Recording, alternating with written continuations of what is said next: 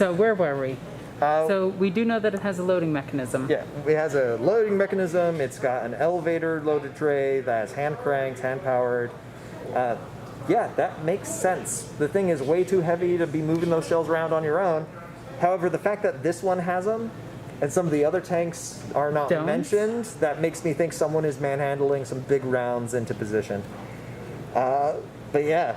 It's just that scene from Battleship where they're all carrying the thing. Yeah, you know, it's hundreds of pounds of powder to launch a VW bus. But anyways, like, a part of this that I actually find really cool is where it's talking about how you would implement the use of a siege gun. The siege gun is not strictly a definition that is used very often. It was like a grand bombard was a thing in the medieval ages, and that was just the biggest gun you could get to fire at the base of a tower. The idea of leveling a building to kill everyone inside, that's a Total War style concept. So that's entirely something we could see here in the 40k universe where everything is grim, dark, scary, and no one is innocent. In the modern world, like, there's huge problems with that sort of system, but like indiscriminately tearing down a building, it's in their world they don't have the Geneva Convention. That was expunged a long time ago. But even then, like, it's if you know that there's nobody but a bunch of people inside a building and all those people are there to kill you, and you can rip it down, sure. Like, there's nothing stopping you from doing it, and the Storm Sword is perfectly outfitted to do that. Like, if one round could level a whole building... Which it does sound like it can. It does sound like it can. There are rounds big enough in the modern day that can do that quite easily, matter of fact. Yeah, don't they... Can't we just shoot down a building with an aircraft? Yeah, like, some aircraft can carry, like, large enough missile payloads that those can be used. Artillery strikes are another one. Like, a 155 howitzer can definitely level, like, a building. One round leveling a building would be luck more than anything. It just depends on the size of the building. Yeah. Everything's dependent. But since buildings in 40k are made out of STC, shooting a central pillar or something like that... Yeah, you would know exactly how to tear that building down. Yeah. Unless you're on, like, Necromunda or something where everything's super modified. Yep. And even then... But here we can see it's actually like a city block, which most hive cities are built as actual cities. They're not the crazy 9-mile tall stupid structures that 40k thinks can function. Yeah, we'll go on that later, but... Yeah, that will not work in any capacity whatsoever. But so, yeah, in addition to the main gun, it also has formidable secondary weapons for combat in close confines of city fighting. Turrets mounted heavy flamers, hell yeah, and they're used to clear buildings and rubble of hidden enemy infantry, driving them into the open to become targets for the heavy bolters and supporting infantry. Well adapted to its role, the Storm Sword, while still rare, has earned a place within the Imperial Guard's arsenal, and it is possible that some Forge Worlds have started to produce them in limited numbers. So it started out as this crazy modification, which was essentially, hey, most of the tank is still good. Can we fix it? Well, the fact that it can be made out of the Shadow Sword versus this pile of crap. Yeah, I imagine that there have been issues where Stormblade has had a mechanical failure, that whole gun has been ripped out and replaced. Yeah. Now, interesting side note, we do know that the Storm Sword is one of the tanks produced on the Forge World that you play through in Space Marine. Yes, we do. The Baneblade and the Storm Sword. Yeah, so... And Warhound Titans and the Imperator class Titan. Which, ironically, did you know the Warlord class Titans are the most common? Yes. Isn't it the weirdest thing ever? Yeah, it is. The biggest one is the most common? Yeah, I don't know. Again, it's 40k logic. Yeah. I don't know. But anyways, yeah, Storm Sword, I'm liking this one just from the description because it is designed with an action in mind. And that is something that you don't see a lot in military hardware. A lot of stuff that comes out of production facilities is, oh, this meets guidelines. Yeah. This meets all these qualifications because it must. As opposed to, this is purpose-built. This is the lightest of the tanks. I mean, that makes sense. Like, all the big extra stuff for the main cannons has all been stripped out. And this one doesn't have a Demolisher cannon on the front either. So it's got no secondary front weapon system. It's got no secondary autocannon it has to worry about. It has a flamethrower. Oh yeah, on the sponsons it's got... No, it has a coaxial flamer right here. Does it? Yeah. Nope. That's a support... That's the sponson. Oh, that is the sponsor. Yeah, Never there mind. we go. Never mind. That is my bad. It's all right. It's a lot of Vehicle. documents we're looking at. So Yeah. but yeah, like I think it has it's the same. lighter. It's the same height, same width, same length, same ground clearance, Same speed. same speed. Its height is lower. Oh yep, it's the same height as the Shadow Sword. Yeah. Not Shadow Sword. The Shadow the crappy one. The Stormblade. yeah. So yeah, so what happens when you strip the turret off the top and just get a casement gun? Like, it's a really interesting concept. Flamethrowers on tanks are a thing. They were in World War II. We used them to flush out bunker systems in the Pacific. The Japanese were well known for digging massive tunnels, and you know, when you throw a bunch of like fire down a tunnel, people tend to run out a different entrance. It also pulls the oxygen out of it. It pulls the oxygen out of it. Napalm and other types of like pressurized fuels and accelerants, like they flow. So if you throw enough of it down, like there's potential that it could spill down like different like airways, because when you build a tunnel system, you can quickly get toxic air. Mm-hmm. And the way you combat toxic air is you have vent shafts. So you burn the vent shafts. So yeah, so you essentially would get there. This is a tactic that was used on Iwo Jima, where Marines would find a vent shaft and they would drop grenades down it. Oh, that's so rude. Yeah, there's a... If you're a big World War II buff, you've probably seen Letters of Iwo Jima or Flags of Our Fathers, the Clint Eastwood movies where his son directed the whole thing. It's really well done movies, but that shows what tunnel fighting can be like. And you actually get to see like a flamethrower on a tank in one of those. And the idea of having a flamethrower on a tank is not like unique. It's not particularly new. We don't use them anymore in warfare because it violates articles of the Geneva Convention for excess cruelty and suffering. Yeah, because you're burning somebody alive. Yeah, you're burning someone alive. So The other thing that you brought up before is that the turret-mounted heavy flamethrowers would be really good at taking out enemy tanks if they can shoot them in the back.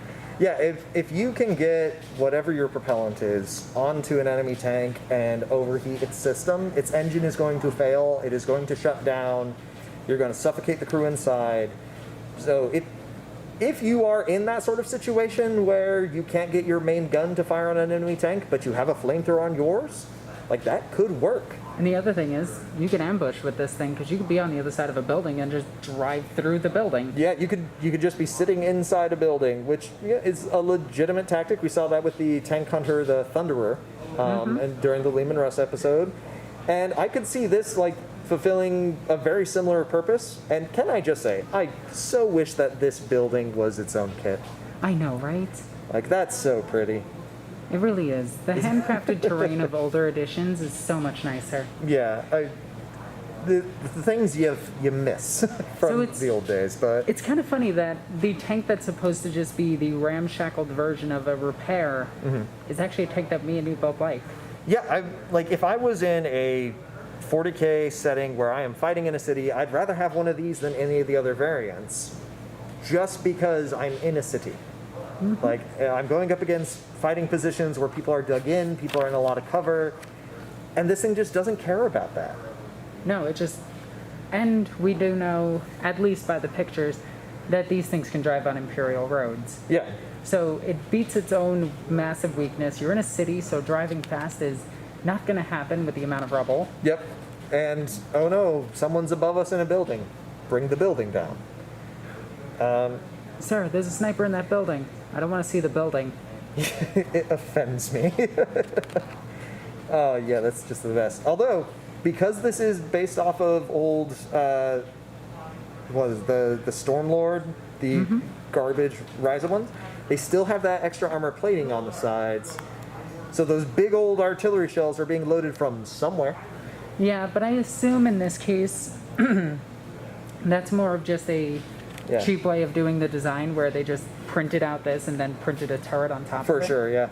So I don't fault them for that. One can only hope that that's the reason. But If so, they're really dumb. if so, it happens. So we get to see its weapon. It's strength 10, so this thing is stronger than a... Stronger than the standard one. It's only a 36-inch range, so That's it's small, even by today's standards. Yeah, 36-inch means that deployed on your side of the table, you can just barely hit your opponent if you're deployed in the long ways against each other. Yep. Yeah, it's So this thing, it doesn't have the range of, like... If we equate, like, a foot to a mile, yeah, sure.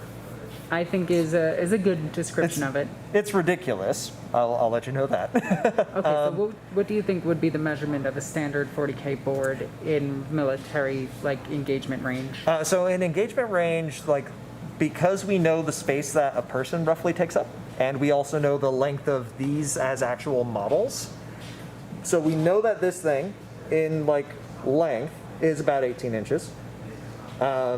That equates to 44.3 feet. So 18 inches, double that, so that's 80 feet. This thing would have an 80-foot range for firing the gun, which That is is- laughable. Now, granted, we do know that the tabletop game is It's- more of a yeah. representation of where that tank It's not would to be scale. in yeah. its footprint. Yeah, which helps a little bit, because if something only fired around 80 feet in front of you, you would never fire it. I mean, doesn't, like, even a shotgun, a buckshot, shoots further than 80 foot. I mean, yeah, like, you'll hit somebody with something at 80 feet, almost guaranteed. Yeah. Yeah, it's not to scale on that, but it is almost half as far as the Stormblade could fire. So there's a mark against it that the Stormblade, as terrible as that is, it can outrange it. Yeah. So yeah, like all the same sort of rules and everything, but still being a little bit more expensive than some of the other variants. And I think that is the last of the Baneblades in this book. Which is Yeah. interesting. We don't get to see how it's actually used in a formation or anything, which I would really like to see, because I would like to see, like, where this thing is, and I think it would be at the center of a wedge. Yeah, you'd probably want it at the center just because it doesn't have the ability to pivot its gun very often, so you want it being the main point of contact on a battle line. So that means it's going in the center. All of the supporting machines, like what is essentially the infantry fighting vehicle Chimera, the Lehman Russes, you put those on the flanks to keep things from getting around it. You keep Yeah. everything in front of this thing's gun. And if you put something on a flank, that flank is more likely to get flanked. So, yeah. So, out of all the vehicles, and all the stuff that we've seen about the Baneblade and its variant chassis, what do you rate this tank? So the bottom one, I think, is the Ryza Plasma Storm one. That's just, like, the Stormblade's just not good. The Shadow Sword, I rate above that because they both do a function that doesn't exist in the real world. They hunt giant mechanical monstrosities. If a kaiju comes out of the water tomorrow, I will reevaluate my list. But till then, the standard Beyblade is my number 1. The Storm Sword is my number 2. And then the, like, Shadow Blade and the Storm Blade. Yeah. Like it is strange to remember that there were only 4 variants Back in the day? back in the day, because now we have, like, the Bane Hammer with the massive Vulcan heavy bolter. Which has an infantry capacity. Yeah, which can carry troops for some reason. We don't know why. And they're literally on top of it. Yeah. They're not inside it, they're on top. Yeah, there's... It's like kind of like putting a whole bunch of people in the back of a pickup truck and hoping for the best. Yeah, I mean, it happens. And Yep. Yep. Yeah. But I think my list is much the same. I really like the Storm Sword. Mm-hmm. I think it's a very underrated tank. If you have a city fight, I would prefer this over any other tank. Yep. I'd prefer this over Lehman Russ's. Yeah, that's fair. It's the cost of what? 2 Lehman Russes, essentially? You could take a Storm Sword? Yep. So it's probably like 3, but still. Yeah. It is an interesting tank, though there are really big glaring weaknesses of this tank. The side panel alone, the under armor being so thin. Yep. A landmine is killing this thing. The back being completely exposed, and this is just the traditional chassis itself. Yeah, just all the chassis have the same problem. Yep. It has no AA defense in any way, shape, or form. And it is so slow. And yeah, it's ridiculous speed. And the fact that if this thing exits a street and accidentally hits the mud, it's not moving. Yeah, it's going to dig itself in really, really quick. And there's a whole host of flaws that can come with a design that's this massive. And it all comes down to its size. If it was like a smaller, more reasonably sized tank, it would look like the Lehman Russ, but with a turret that's further back, a tread linkage that's covered. You mean like the Chimera, where you just pull its turret back? Yeah, just pull the turret back a little bit, and it looks fine, you know? So yeah, it's just size. Size is the only issue that all the Baneblade chassis have, is it's just so stinking big. And if it was made smaller, I could see like offshoots of it being made as like an actual style tank. Aside from the side sponsons. Aside from the side sponsons, but you know, remote controlled weaponry is a thing. So you could have like anti-infantry guns like on the sides and things like that. So yeah. Give it a 5 out of 10, it's okay? Yeah, I'd give all the Baneblades as a whole like 5 out of 10. There's some really good design functions, there's some really glaring weaknesses, and the glaring weaknesses are just too big to overlook. Like the amount of resources that goes into this, you can put into the Imperial Navy. Yeah, this thing builds a whole host of fighters, it builds extra tanks, because again, what was it, 5 times the weight of a standard like Chimera, Yeah. so at that point, you could build 5 Chimeras for every 1 Baneblade. Can 1 Baneblade kill 5 Chimeras? Yes. Probably. But you don't need 1,000,000 Baneblades. You need 1,000,000 Chimeras, and when we talk about the Chimera, we'll go over why that is, but... Well, we already did talk about that. Oh, yeah. The Chimera, well, not the Chimera, I meant to say the Lehman Russ. But deployment for this one is going to be a lot harder. It requires a special aircraft, unlike the Valkyrie carrier, which is actually in this book, by the way. We can find that really quickly. So I can go over this. Also, these are apparently German World War II turret things. Somebody pointed out. Yeah, but not airdropped, and that was the big thing. Yeah. Where is it? They have the Navy somewhere in here. In the Navy. I know they had it. Oh, There it is. there we go. So the Valkyrie Airborne Assault Carrier. Yep. And its counterpart, which So there's is... a cross-section for the Valkyrie. The Vulture. Vulture is really cool. Vulture is a super cool concept. I know it's in It's here. yeah. I feel like it is. Marauder Destroyers. Might be randomly For in all the front. Aeronautica fans. I love the Marauder so much. It's one of my favorite vehicles. Aircrafts. Whatever. Thunderbolts. Thunderbolts. The Lightning probably will be next. The Lightning. No luck. Yep, there's the Lightning. Where are you? We know you exist. Oh my god, I know it's in here. There's the other style of lightning. Oh my god. Okay, you know what? All right. I know it's in here. Ladies and gentlemen, we're going off the deep end here. Is this the... Oh, that's the Vulture. There is the Carrier. I think it might be in the 3rd book. It might be in the 3rd book. I know the one you're talking about. It looks like one of the Sky Crane helicopters. Yep. Yeah.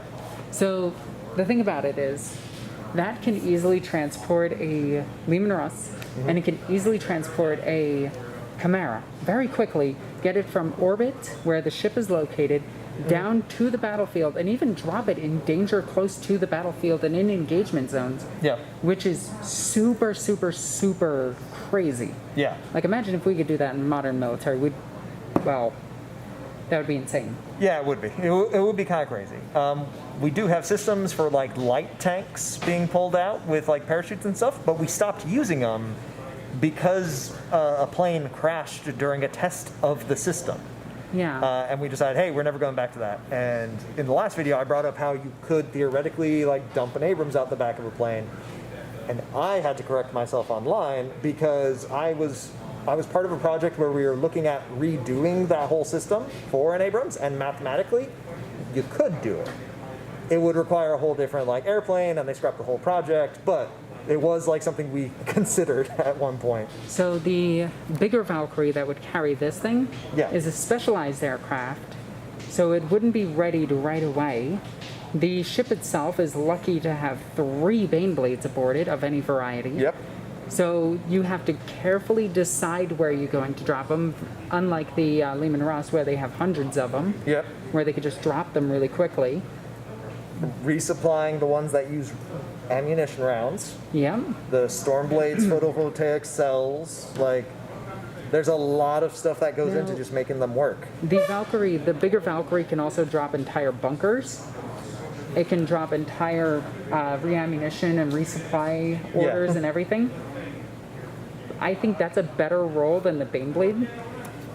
Yeah, the Baneblade's big problem, again, it's just slow. Like, it is so slow to the point that you would have to keep that deployment system on call all day, every day. Yeah. So you have to come down to the planet, pick up the Baneblade, bring it to the front line, drop the Baneblade, make sure your craft doesn't get shot down because it's a unique craft, flies all the way back to orbit or to your airfield. Then just to move, it's just so much work, where a Valkyrie can actually land regardless of where it is. If one of the Valkyrie carriers gets destroyed, it doesn't matter as much because you have hundreds of them. So it's logistics. Like, if something breaks on a Stormblade, your options are scrap it or turn it into a storm sword, or find a part to replace it. Which I view the Storm Sword as the better alternative. It is a better alternative. Motor pool beauties is a term that my unit had for them. That a million different terms exist. They are vehicles that sit in your motor pool and you just use them for spare parts. And that's what you think a Baneblade would do after a while? A Baneblade would need one. A Baneblade would essentially need an entire other Baneblade on call just for spare parts. Yep. And since they're made with such rare STCs, it's not like the ship is going to have them on hand. Yeah, it's a logistical nightmare because nothing on them is going to be like, it's not efficient, it's not readily available, and they all come from just the Forge world that they're from. Yep.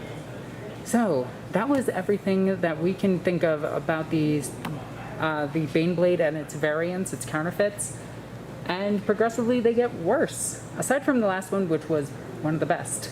Yeah, surprisingly so. Yeah, right?